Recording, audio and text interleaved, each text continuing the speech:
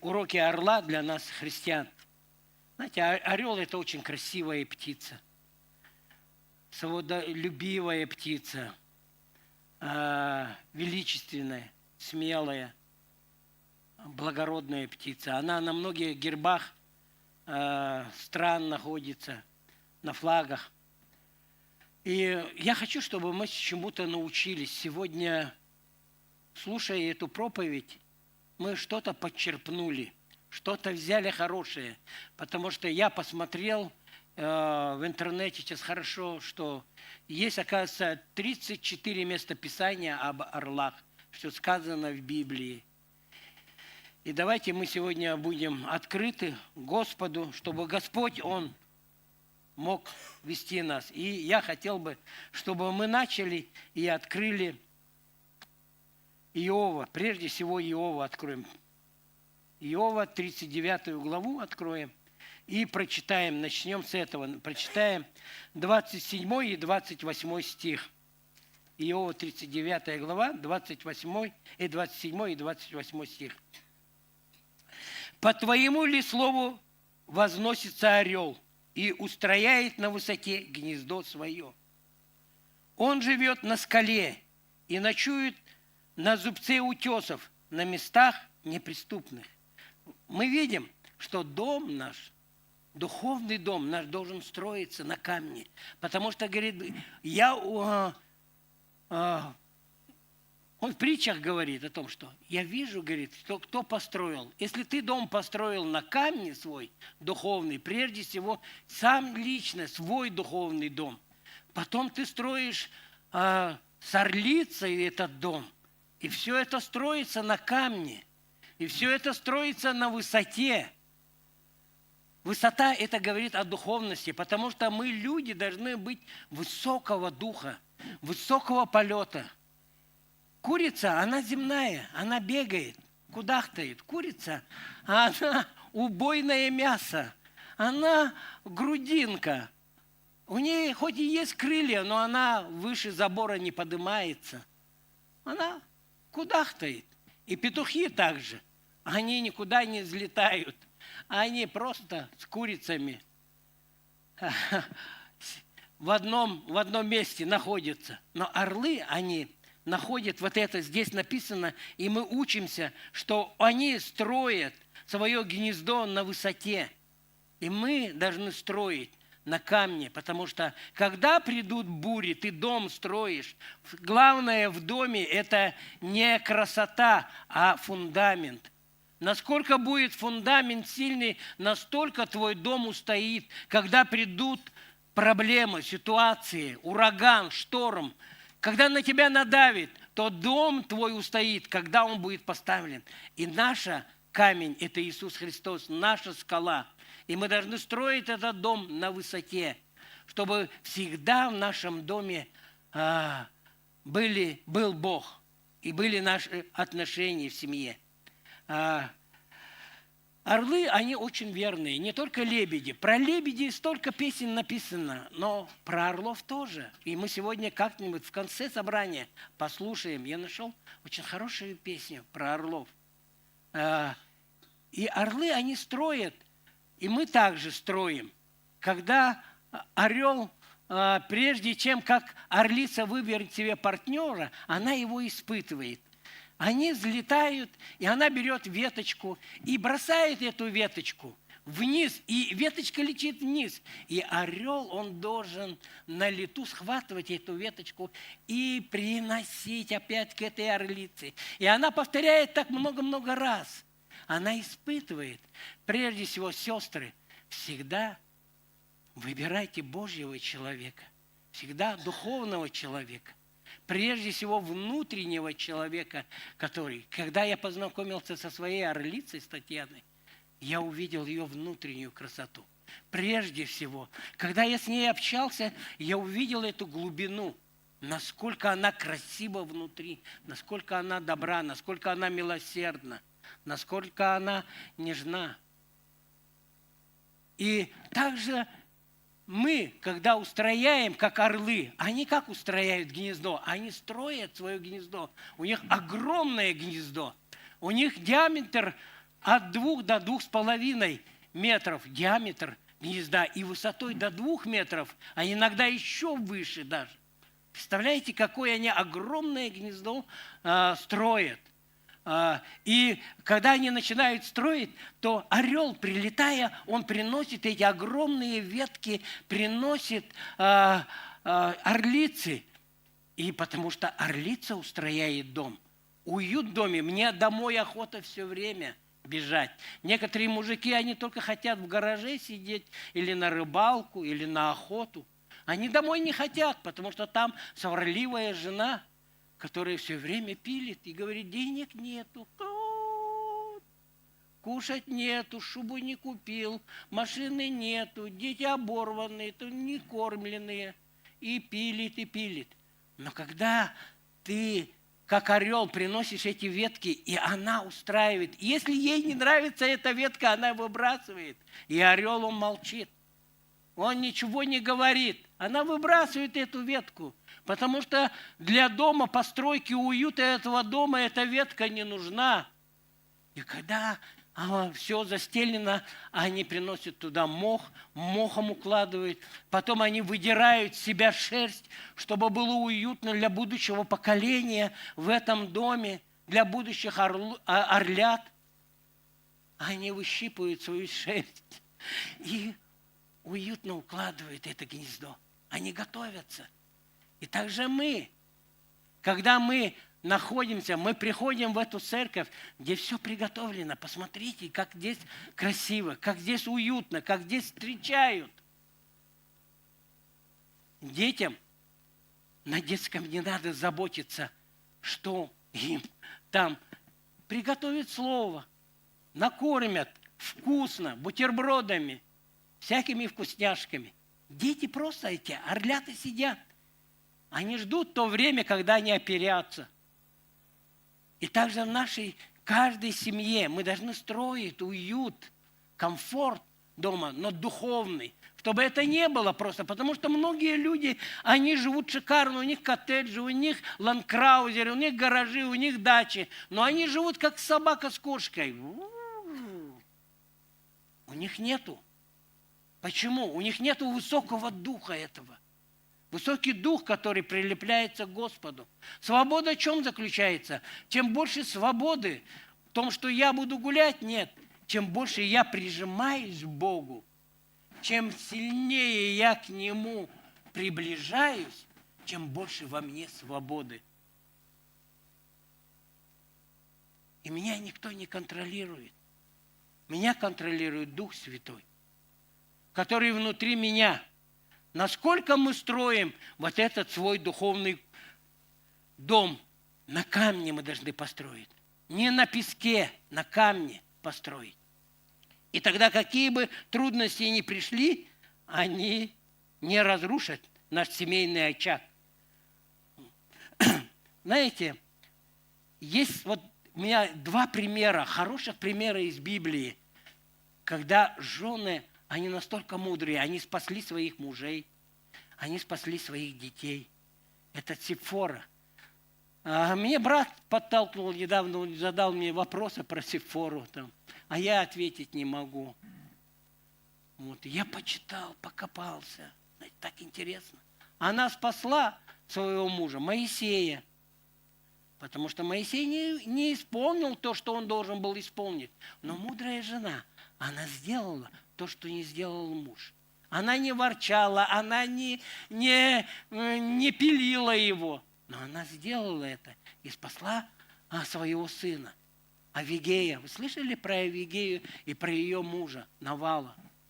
Богатый человек был, крутой. Знаете, не выходите за богатство, когда вы видите. Богатство это все приложится. Не смотрите на богатство. Ой, мужик богатый, пойду за него. Потом ты получишь проблемы, огромные проблемы. Поэтому нужно смотреть прежде всего на сердце этого человека. О чем он думает, о чем он мечтает, как он хочет дальше жить, что он хочет построить в этой жизни, что он хочет дать людям этого мира. Как он относится к своим родным и близким. И поэтому Авигея, она также спасла своего мужа. Потому что он ворчал, он крутой как будто был. Хотел на царя пойти. Но она все это умяла. Но он от зависти потом умер. Он от зависти потом умер. И орлицы, дорогие мои сестры, вы должны строить Дом Божий. Дом Божий, прежде всего, внутри себя и в своей семье.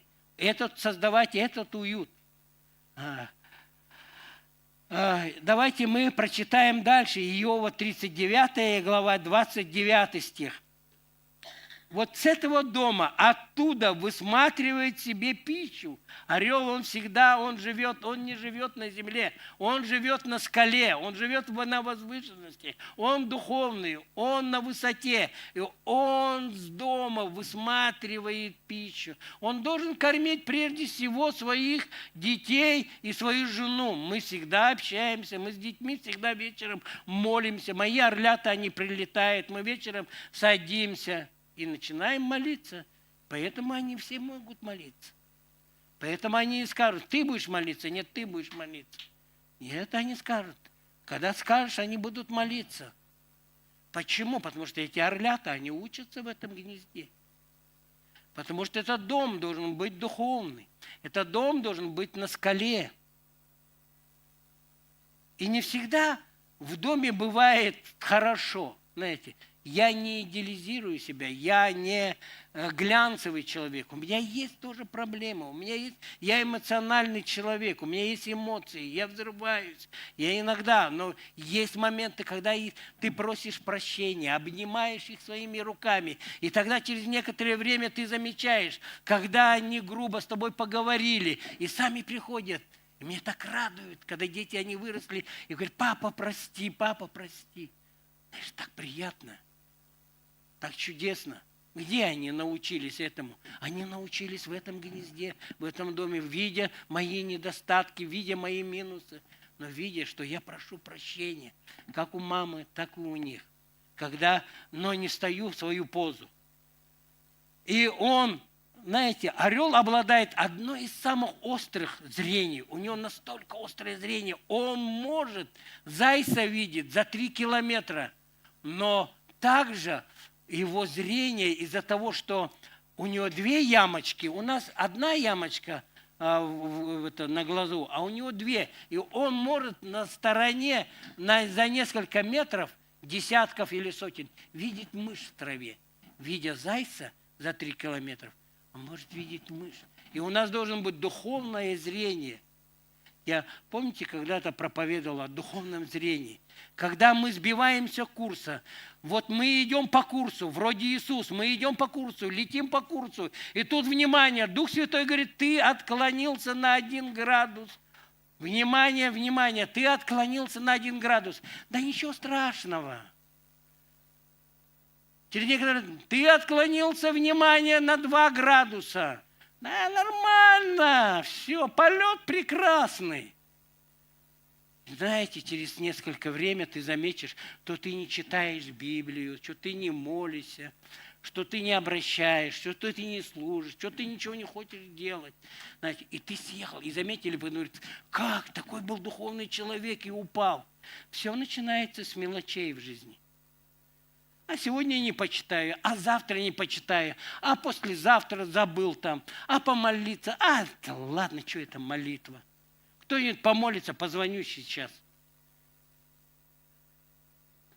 Нам не нужно отклоняться, у нас должно быть острое зрение. Как мы должны далеко смотреть, так же и мы должны близко в своей жизни смотреть. Как я говорил, как они евреи, они никогда не забывают свое прошлое, евреи.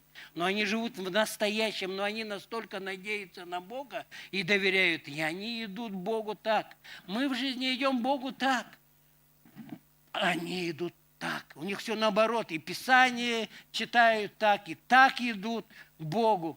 Но они, не забывая свое прошлое, живут, их обтекает настоящее, но они доверяют Богу, что не боятся идти к Нему спиной.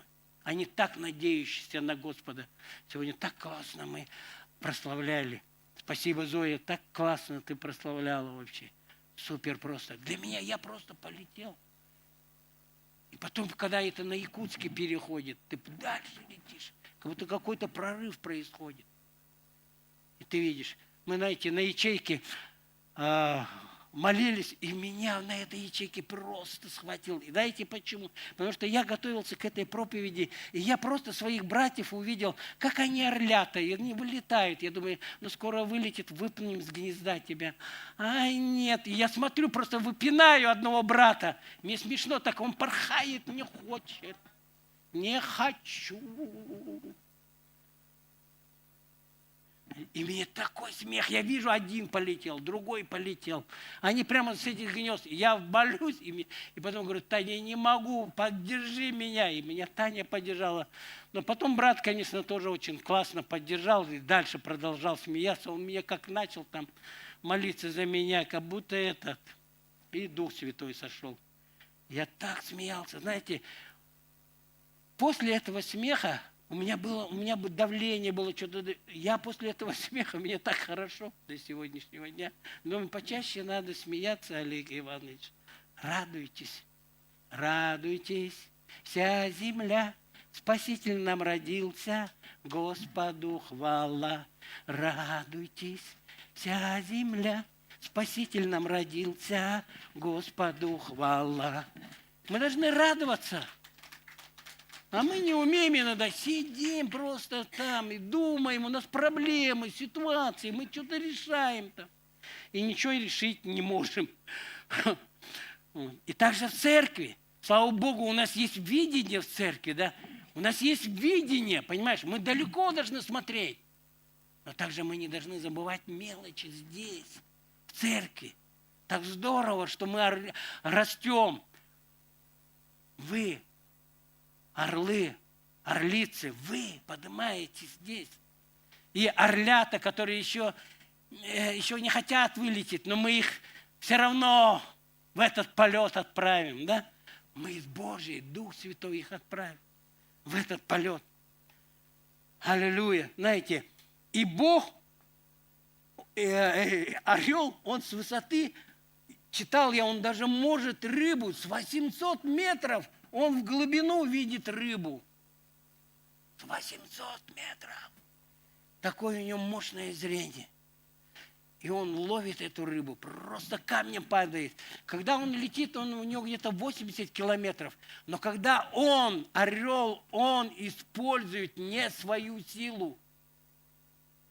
Он использует силу воздуха, ветра, он использует. Он использует это. И он отправляется в полет, и у него высота 8, до 9 тысяч. Засекали, что орел может подниматься до 9 тысяч. Все больше, это только горные гуси могут.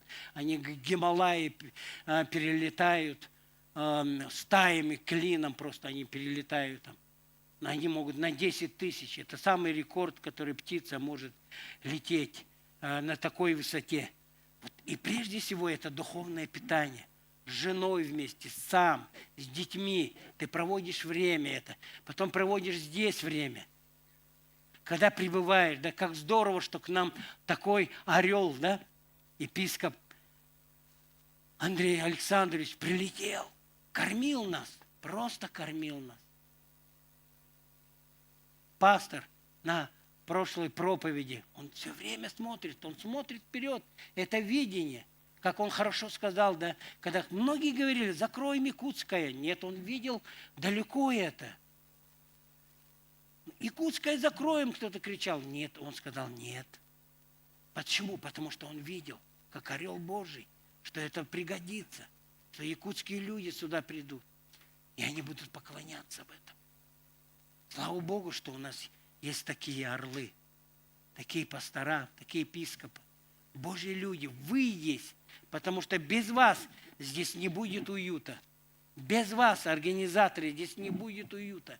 Вы как орлы и орлицы принимаете этих новых орлят, которые приходят. Им должно быть уютно в этом гнезде, в Божьем гнезде. Им должно быть уютно. Какое-то время им должно быть уютно. Но орел, когда он летает, он использует ветер. Он Он не рождается с умением летать, он учится летать. Никто не рождается духовно зрелым. Кто-то из вас духовно зрелым. Нет, вот ты будешь молиться. Нет, у нас на ячейке, но только один брат начал молиться потихоньку, и то он нас. В конце, слава Богу за этого орла. Он взлетит, он уже начал, и скоро парить будет. Слава Богу, и мы должны этому радоваться. Орлы, они не завидуют друг другу. Знаете почему? Потому что те тоже орлы. Орлицы не завидуют орлицам, потому что они тоже орлицы. Они не завидуют. Они не несут всякую грязь. Они несут Божью святость, Божью праведность, Божью любовь. И наставление, процесс наставления, он идет. У нас есть библейские курсы, да? У нас будет для новообращенных. Я верю, у нас будет для новообращенных, и будут команды, я уже вижу, будут команды, люди уже некоторым предложил, будет команда, и мы будем работать с этим. Надо с этим работать. Вместе в совокупности с пастором, с библейскими курсами. Вот эта орлица, вон там, Любовь Николаевна, да? Она вот, про нее мы еще немножко поговорим сегодня. Вы не убегайте, да, не скромничайте, не убегайте. Потому что же есть атаки. Когда человек, орел или орлица, выбирает и начинает что-то делать, чтобы орлята здесь вырастали, то сатана, он не дремлет, он сразу начинает атаковать. И использует, к большому сожалению, родных, близких, самых-самых. Давайте мы посмотрим Второзаконие 32 главу. Второзаконие 32 главу. Посмотрим. Интересно очень. И здесь прочитаем 11 стих. «Как орел вызывает гнездо свое, носится над птицами своими, распростирает крылья свои, берет их и носит их на перьях своих». Как он вызывает их? Орлята, они не хотят. Они сидят там в гнезде, им тепло. И начинается пух этот. Зачем на этом пушку? И многие сидят по 15, по 20 лет в церкви. На этом пушку сидят и ничего не хотят делать. Хотят быть все время, чтобы их кормили. Доставка еды в рот. По интернету заказываем, да, доставку еды. И все сейчас так быстро все. И вот сидят и орлята, и думают, буду сидеть здесь еще, 10 лет просидел, и еще буду 10 лет сидеть. Нет. Вот видите, орлята подросли, и он говорит, он вызывает. Он что вызывает? Он начинает. И теперь я раз все раскидал, пищу уже сюда не приносит им. В рот не кладет он пищу. Раз орлица умница такая, раз еду на краешек скалы ставит, вызывает, давай. И орленок туда не знает, такой кусит, переходит. Она его там пынул. И полетел, как будто бы, и падает. И когда они уже летят, не могут, чтобы разбиться, орел, он носит на своих крыльях. И орел подлетает и раз подхватывает птенца. И ввысь в потоке Духа Святого, ввысь и бросает его туда-обратно. И он по новой. И когда до тех пор, пока он не попадет в поток Духа Святого, и когда он попадает в поток Духа Святого, то он чувствует, его крылья держат. Орел он не машет, это орлята машут, когда учатся. А орел он находит потоки, он использует, он раз, два, и все, и взлетел, и попал в этот поток Духа Святого. И Дух Святой, он его несет. И он парит, он парит. Он находит добычу. И он кормит своих детей. Он все это делает. Они выталкивают птенцов. Так что не бойтесь, не он будет молиться, не она будет молиться, ты будешь молиться. Мы все будем учиться, мы все учимся, проходим здесь. Так здорово, библейские курсы, да. Я сам прохожу. Вроде я знаю, я в Москве проходил, я это слышал уже. Но знаете, оно настолько нужно. Оно настолько вовремя. Оно настолько ободряет и поднимает тебя. Вот. Как у нас подростковое, детское служение происходит. Там столько орлят, у нас столько орлят. А орлята учатся летать. Слышали, такое в советское время песни было, да? Вот они будут учить, они учатся здесь, проходят. Но они здесь не научатся. Прежде всего, ты должен в своем гнезде их научить. Ты должен научить прежде. Они не научатся туда. Многие приходят, когда они еще в семье не научены, они там ничего не понимают. Но когда они в семье научены, они всегда помогут, они всегда подойдут, они всегда другим подтолкнут, потому что они научены, потому что их так учили, потому что им так говорили. Так что вы будущих детей своих будете также учить. Орлы и орлицы Божьи. Так же. Делайте так же. И вы будете благословенны. Из рода в род, из века в век. Вот. Орлиц и орлов должно становиться все больше и больше в церкви. Вот. И мы должны помогать друг другу. Не толкаться локтями, а помогать друг другу. Вот. Знаете, у орла два крыла. У орла два крыла. Это вот как мы говорили про церковь, да, один. И одно крыло – это домашние группы. Я сегодня хочу сказать о двух крыльях орла. Это Слово Божье и молитва, Дух Божий, без которого невозможно никак. Потому что если ты не пребываешь в Слове Божьем и не молишься, в одном Слове Божьем пребывают некоторые, и они такие умные, у них такая голова умная, но они не молитвенники, они не молятся, они не пребывают в Духе, но они очень умные. И с одним крылом ты далеко не улетишь. Это как на одном весле. Если ты будешь на одном веслом гребсти, то ты опять приплывешь туда же, дорогой мой. Но когда ты будешь двумя веслами, ты будешь плыть точно к цели, которую Бог тебе дал, Бог, который тебе показал. Твое предназначение Божье, твое призвание. Куда ты должен идти, куда ты должен вести твоих орлят. Куда ты поведешь? Знаете, как в этом миру они учат. Сынок, мой папа говорил, не кури, пожалуйста, бездельник, и по подзатыльниками бьет. И что, как вы думаете, сынок этот будет также курить и материться, пинки, подзатыльники раздавать? Это всегда так происходит. Даже в христианстве так происходит. Иногда у меня так происходило, и там...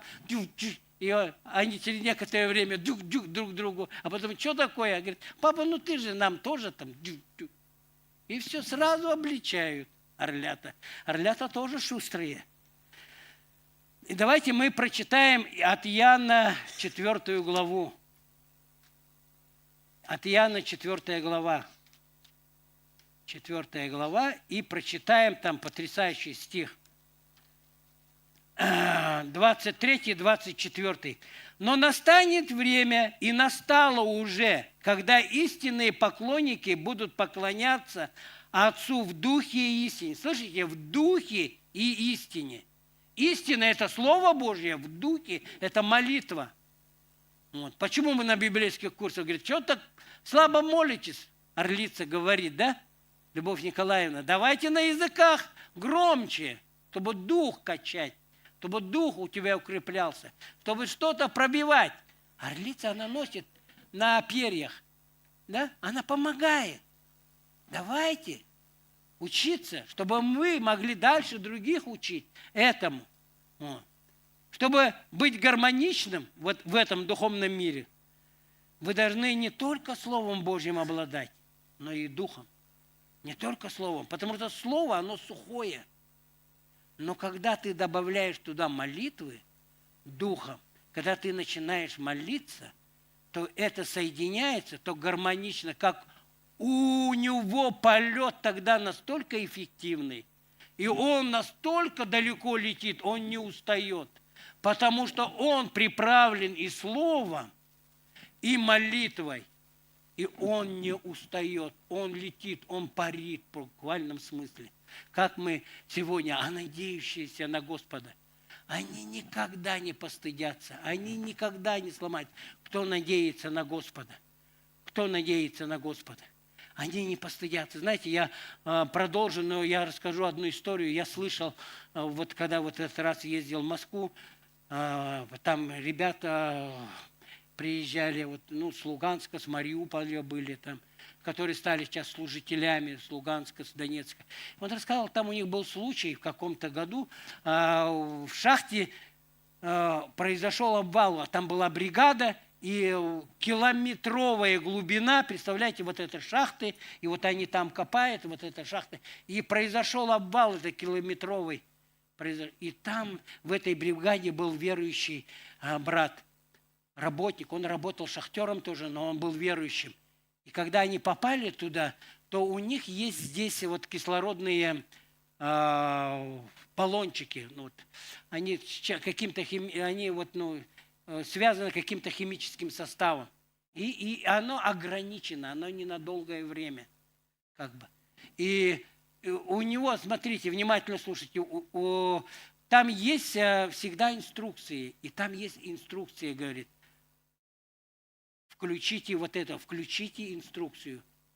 Успокойтесь. Слушайте, успокойтесь. Потому что когда человек начинает быстро, тревожно дышать, он этот кислород быстро съедает. Вы даже пробовали человек, вот как меня научили как-то на молодежном лагере научили плавать. И как на этом я не умел плавать, мне 42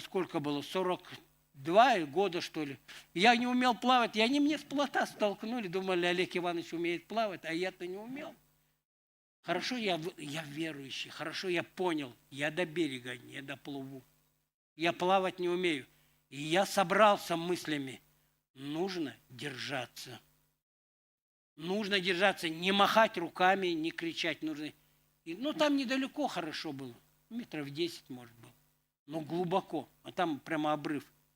И я просто начал и потихоньку так дышать, не кричать. Потому что я помню, я 2 раза тонул, и когда я кричал, я махом сразу под воду, меня вытаскивали, просто махом сразу под воду уходил. Сразу, и сразу буль-буль-буль-буль-буль. А когда ты собираешься, и вот здесь есть внимание, успокойтесь. Потому что спокойствие. И они начали волноваться, и этот верующий, он говорит, я даже не знаю, что делать. И он говорит, я прислонился к этой штольне спиной. Я закрыл глаза и просто стал петь псалмом. 1 псалом пою, 2, 3, и смотрю, они все успокоились. Потом через несколько часов их откопали, сделали. Хорошо их сильно, говорит, не завалило, потому что километрово, если это все завалить, штольню, это все, труба. Их там несколько суток копать надо, если не месяц. Вот. И они как-то узко прокопали, пробурили, и их там по этой узкой, их вытащили. И они, говорят, когда вся бригада вышла, они только меня обнимали. Они меня обнимали, они говорят, мы не поняли, мы просто успокоились. Когда ты стал петь псалмы, мы просто успокоились. Мы видим на тебя, как ты прислонился к штольне и пел 1 псалом за другим. Это полет орла. Это полет орла. Надеющиеся на Господа. Надежда, она не постыжает. Потому что любовь Божья, она излилась в сердца наши Духом Святым. Она излилась. Любовь Божья Духом Святым. Любовь Божья не постыжает. Это она никогда не разрушает. Она никогда не поколеблется. Потому что надеющиеся на Господа, они подымут крылья, как сегодня мы прославляли. Побегут, не устанут. Мы еще почитаем это место Писания. Знаете, у орла, интересно, у орла есть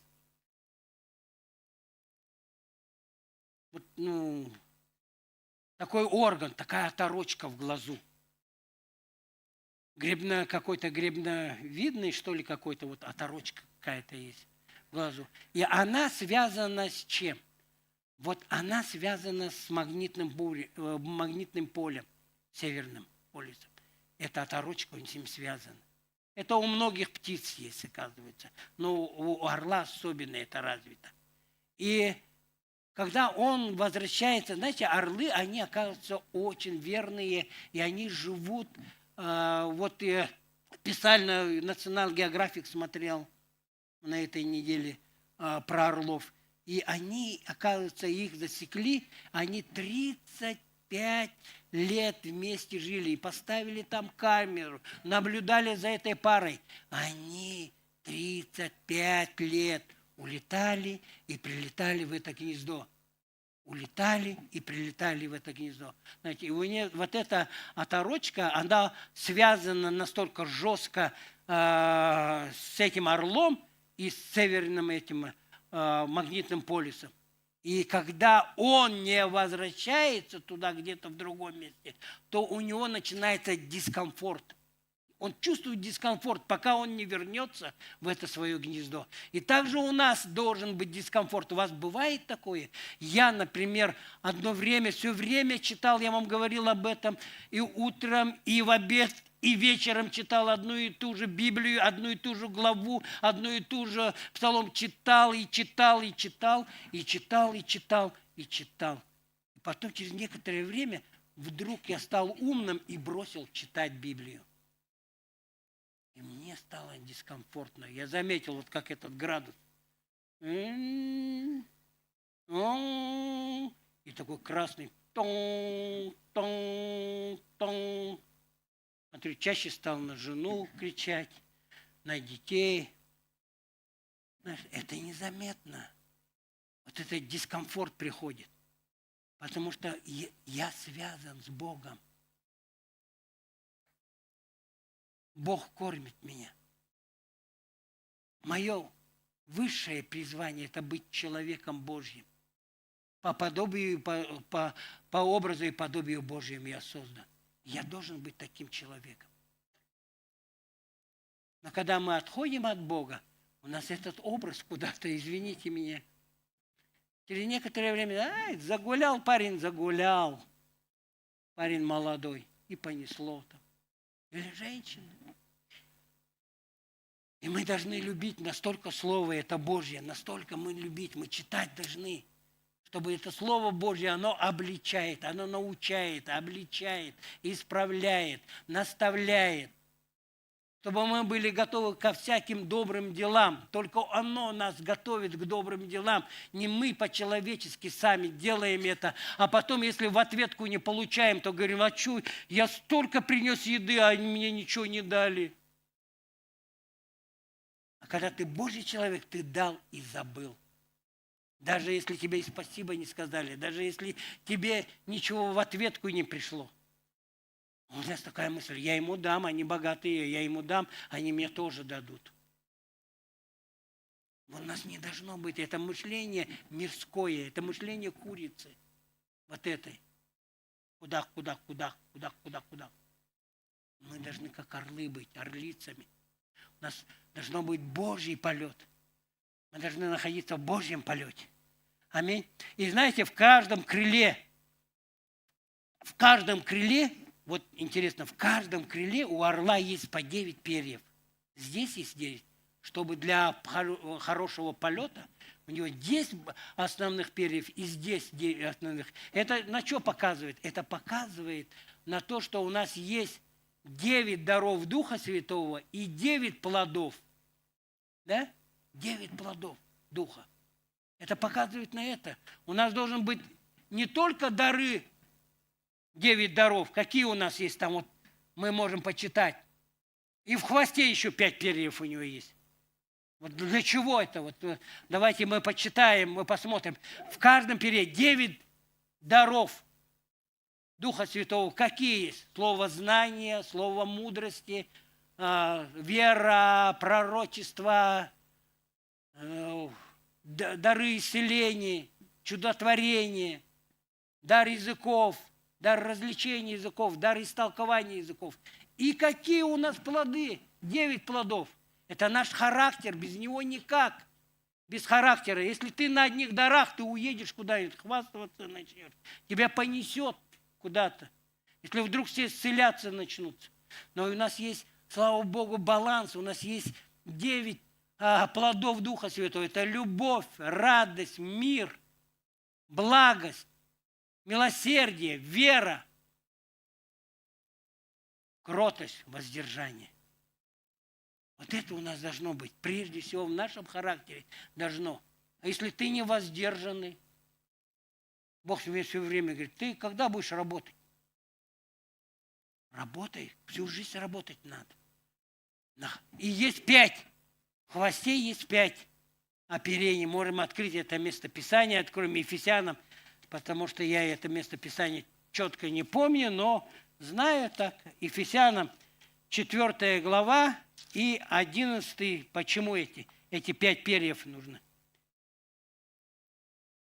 И он поставил одних апостолами, других пророками, иных евангелистами, иных пастырями и учителями. Для чего? К совершению святых на дело служения для созидания тела Христова. Это не то, что ты ходил здесь, я апостол, я апостол, я апостол, чтобы созидать церковь. Я пастырь здесь, я пастырь. Нужно разобраться, какой ты еще пастырь. Мы пастора, мы должны любить людей Божьих. И они для созидания, это управляет всю церковь. Когда вот это в совокупности работает, когда и 9 даров Духа Святого, у нас очень хорошо, слава Богу, есть видение, да, которое пастор Алексей все время говорит об этом, потому что его сердце наполнено этим, потому что он видит, что это работает в Церкви Божьей. Это место любви. Вы видите, это место любви. Это становится все больше и лучше. Это для всех, место для всех. Это место для роста. Мы должны наизусть знать. Мы должны знать это. Это место для развития, чтобы развивались здесь мы, дети наши. Мы все время развивались. Это место для полных семей, для здоровых, крепких, вот как верных, как у этих. И эти 5 направляли, контролировали правильное направление. Исайя откроем 40 главу. Здесь почитаем. О чем мы сегодня прославляли. Исайя 40 глава. И там прочитаем 31 стих. 35. «А надеющие на Господа обновятся в силе, поднимут крылья, как орлы, потекут и не устанут, пойдут и не утомятся». Видишь, надеющиеся на Господа. Когда у нас есть эта надежда на Господа, когда мы надеемся на этого Господа, и тогда наш полет, он состоится. Он будет все время, мы будем в полете, в Божьем, с Духом Святым. Дух Святой будет нас направлять. Вот. Мы хотим все быстро-быстро. Пришел на собрание, сидишь, надо быстро домой, там это делать, то делать. Все быстро. Мы сюда прилетели, мы должны быть здесь спокойно. Мы в гнезде Божьем. Здесь Бог. Мы под крыльями Божьими. Мы под Его крыльями. Аминь. Быстрее в очереди. У меня все время это была моя болезнь. Сейчас спокойный стал. Раньше все время моя болезнь. Там быстрее в очередь. Потому что за продукты я отвечаю. Я езжу на оптовку, там все закупаю, все это я. Вот. Чтобы орлица дома нас кормила хорошо. Надо все выбирать там, но еще смотреть, когда у тебя их 5 детей орлят там. Все быстро. На светофор проскочил. Ой, 6 светофоров красных. Брат говорит, проскочил. Ну и что ты этим хвалишься, на 6 светофоров проскочил? Слава Богу, что ты никого не задавил. Знаете, я в машине телефон теперь не беру, потому что я один раз взял, стукнул одного. Хорошо в машину, не в человека. Но Дух Святой мне сказал, в следующий раз ты въедешь в человека. телефон не бери. Вот или на подставке. Есть же подставка, на подставке можно еще. И то все равно ты взор убираешь, лучше не подставки. Вот Татьяна подставку поставила, там стоит орлица моя.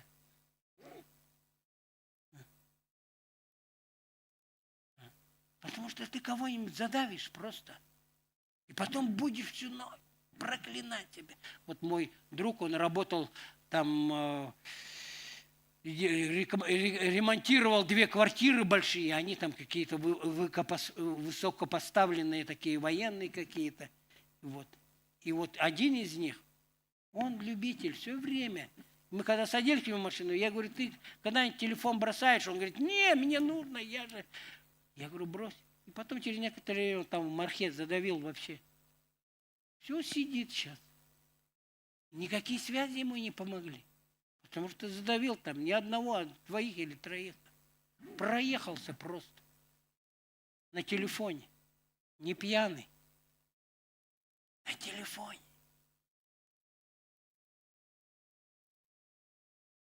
Надеющиеся на Господа, они будут ждать, сколько нужно. Моисей сколько ждал? 40 лет, чтобы войти в свое призвание. Авраам сколько ждал сына? 25 лет. А мы все быстрее и быстрее. Мы с Таней, орлица наше гнездо свили, поженились, и я говорю, ну что, у меня детей, вот, а ей 41 год. 40 лет, да? 40. А мне 46, мы с ней повенчались. Говорю, давай, надо гнездо нам это. А вот не понимаешь, женщины, орлицы мои 40 лет. А у орла мозгов не хватает. Орел важный, как будто, да? Нет, ну, орел должен понимать. Слава Богу, орлица оказалась проворной, да? Родила 4. Гнездо наполнилось наше.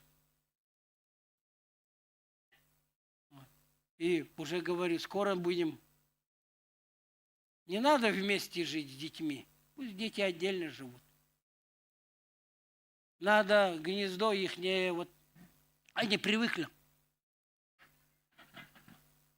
А покушать что-нибудь есть? А покушать что-нибудь есть? Каждый раз. Чем больше растут, тем быстрее покушайте.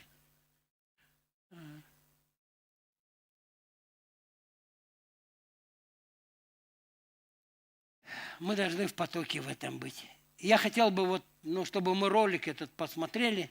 Будем заканчивать сейчас. И ролик можно, да, посмотрим?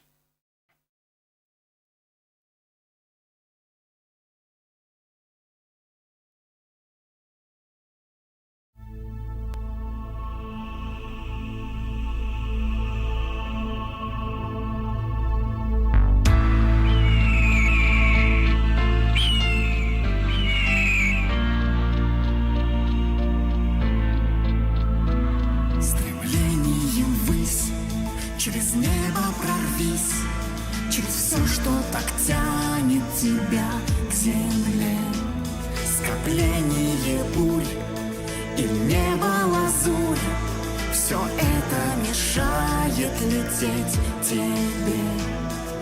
Ветропорыв, к сердцу призыв, все оставляй и выше, выше, выше взлетай. Выше, выше, выше взлетай. Этим дням обольщения, суеты и богатства пусть никак не удастся оборвать твой полет. На крылах вдохновенья надо ввысь прорываться в то небесное царство. Кто летал, тот поймет. Этим дням обольщения, суеты и богатства пусть никак не удастся оборвать твой полет. На крылах вдохновенья надо ввысь прорываться в то небесное царство. Кто летал, тот поймет.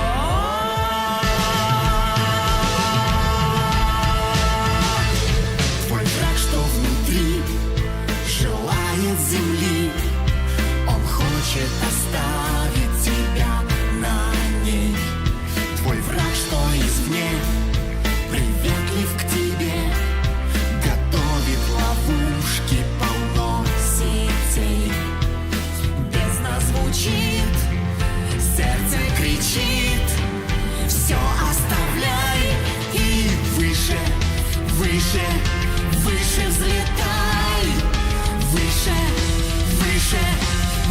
взлетай. Этим дням обольщения, суеты и богатства пусть никак не удастся оборвать твой полет. На крылах вдохновения надо ввысь прорываться. Кто небесное царство, кто летал, тот поймет.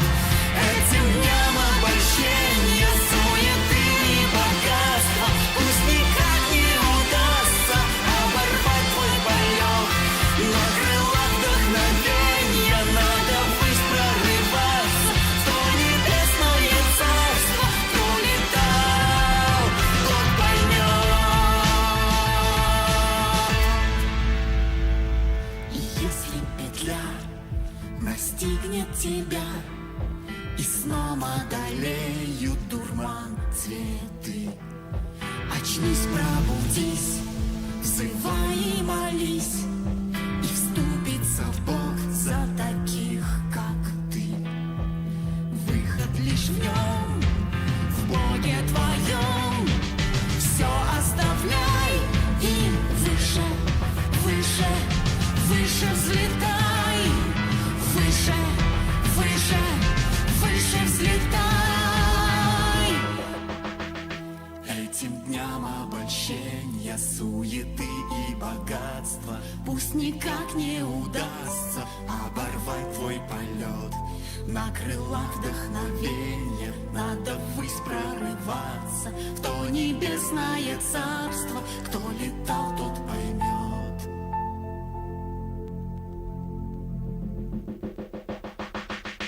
Этим дням обольщения, суеты и богатства ничего не удастся оборвать твой полет. На крылах вдохновения продолжай прорываться. Кто небесное царство, кто летал, тот поймет. Этим дням обольщения, суеты и богатства ничего не удастся оборвать твой полет.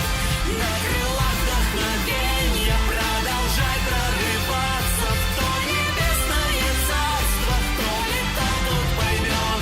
Кто небесное царство, кто летал, тот поймет. Кто небесное царство, кто летал, тот поймет.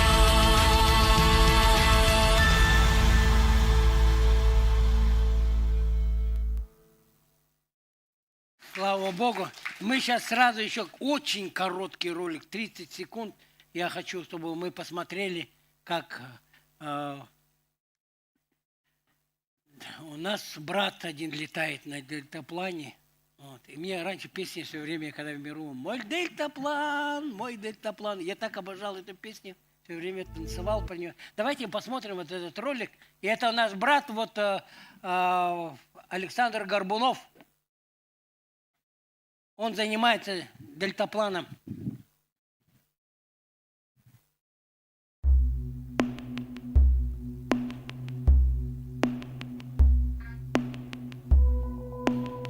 И что? Парить.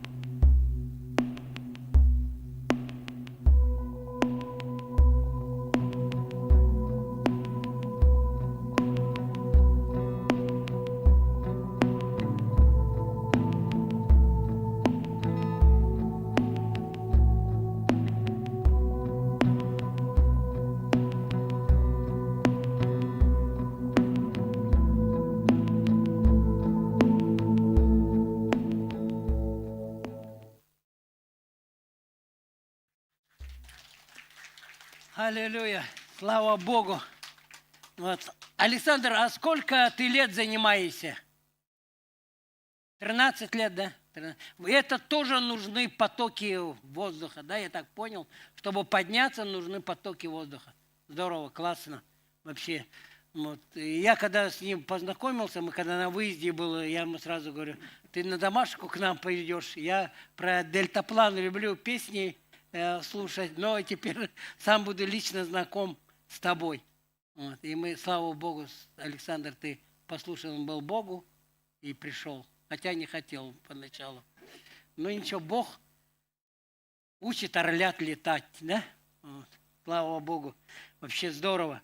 И я хотел бы, кто-то вышел бы на клавиши, я бы заканчивал.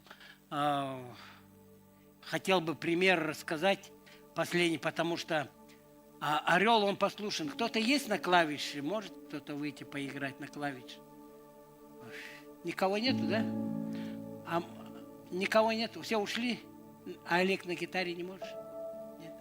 Ну ладно, пусть такая музыка будет, хорошо. Знаете, орел, он послушен своей природе. Он не перестает быть орлом. Даже если против него все. И мы никогда не должны переставать быть орлами Божьими. Парить в Духе Святом. Чтобы мы пребывали и в Слове, и в молитве. Чтобы мы использовали и здесь 9 даров Духа Святого и 9 плодов Духа Святого. И чтобы мы были послушны своим наставникам, которые направляют правильно эти 5 оперений. Правильно направляют церковь. В правильном направлении. И я хотел бы рассказать историю о пасторе Джон, который прошла, помните, Титаник, когда начал тонуть, и люди оказались в ледяной воде, и этот пастор Джон, он плавал там, и он понимал, это его последний полет, этого орла, последний полет, и он должен быть достойный, и он подплывал к каждому человеку и говорил, ты знаешь Иисуса Христа, ты хочешь спастись. И каждому он молился молитвой покаяния, подплывая к каждому, раз за разом делая это в этой холодной воде. И когда он подплыл к одному парню, он весь дрожал, этот парень, он был в стрессе.